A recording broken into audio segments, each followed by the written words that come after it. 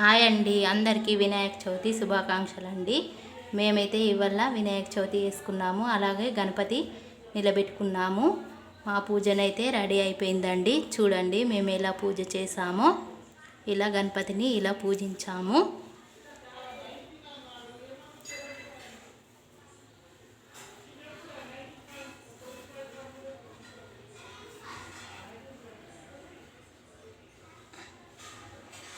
ఇలా మాకు తెలిసినట్టయితే మేమైతే పూజ చేసామండి.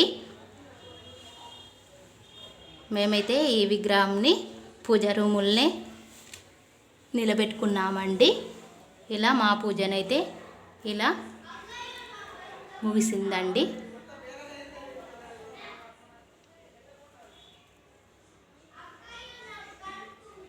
అలాగే గణపతికి నైవేద్యాలు కూడా పెట్టేసాము.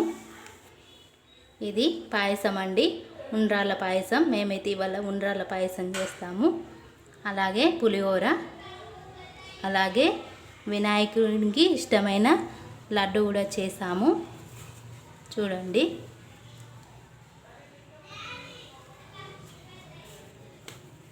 ఇది నేను చేసిన లడ్డేనండి. ఇలానైతే పూజ చేసుకున్నాము.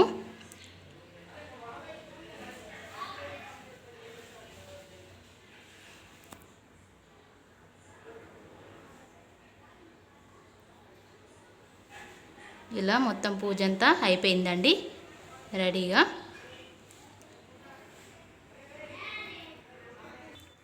అలాగే మేమైతే వినాయకునికి ఇలా ఉండ్రాళ్ళ పాయసం చేస్తామండి. మీరు దీనిని ఏమంటారో కానీ మేమైతే ఉండ్రాళ్ళ పాయసం అనే అంటాము.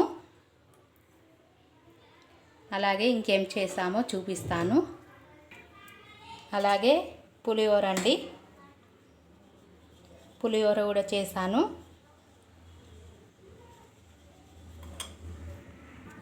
అలాగే పాయసంలోకి పెరుగు, ఈ పెరుగు వేసుకొని ఆ పాయసం తింటే చాలా బాగుంటుందండి, సూపర్గా ఉంటుందండి.